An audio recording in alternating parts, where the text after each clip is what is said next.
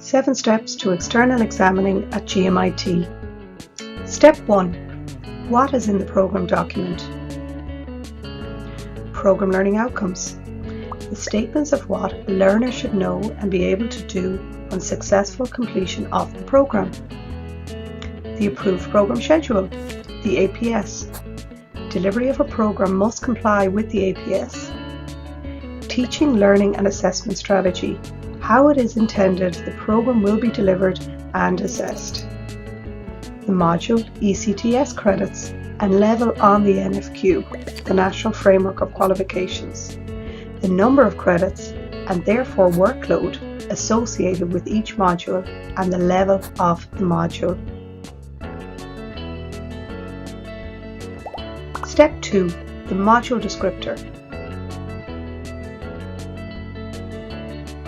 The module descriptor will contain module learning outcomes, the statements of what a learner should know and be able to do on successful completion of the module. Assessment component breakdown, how a module will be assessed, such as continuous assessment percentage and percentage for the terminal examination. The assessment strategy, how it is intended to assess the module within the component breakdown. Step 3. What happens prior to examinations? Well, you will receive examination papers, marking schemes and model or indicative solutions. Continuous assessment, CA guidelines. For 100% CA modules or where a CA element is worth 40% or more. So what do? You review all of this and ensure they adequately reflect the module learning outcomes, the syllabus and the APS. Agree or make any recommendations for change. Step 4. What happens after the examinations? Well, following the examinations, you will receive examination papers, marking schemes, and model or indicative solutions and sample scripts and the CAs. Note: if an individual assessment element carries a weighting of 40% or more, it should be reviewed in advance. Step 5. What to do when the samples arrive? Well, agree the criteria for selection of the sample assessments, then review the samples when they arrive, agree the final mark to be awarded to each student in each module. You may recommend moderation if appropriate, recommend remarking if appropriate. Then review the class group performance for each module. Review borderline cases. Step 6. Sign the grade sheet and attend the PAB.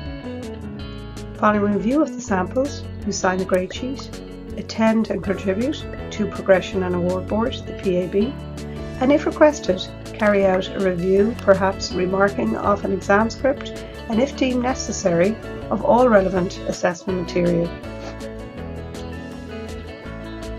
Step 7. Prepare and submit the External Examiner Annual Report online on Guru. Submit the annual report online by June 30th. Some tips when preparing the External Examiner Report. You may consider the evidence provided, the appropriateness of the intended program learning outcomes, perception of actual attainment of learners, your opinion on the quality of the program and the teaching and learning strategies provided, your quality of the assessment instruments.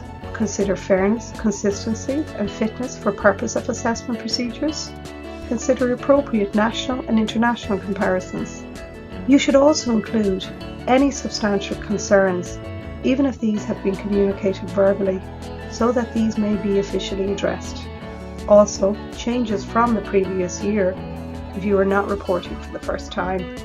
Finally, your report will be considered by the head of department, the head of school, the program board, and ultimately the academic council. You should receive a response to your report from the head of school prior to the end of December. Note some special arrangements for the art and design and film and documentary final year programs. You review the exhibition of candidates' work and interview a selection of candidates. You agree the final marks or grades for each candidate, and you attend appropriate meetings of the PAB as required. 7 steps to external examining at GMIT.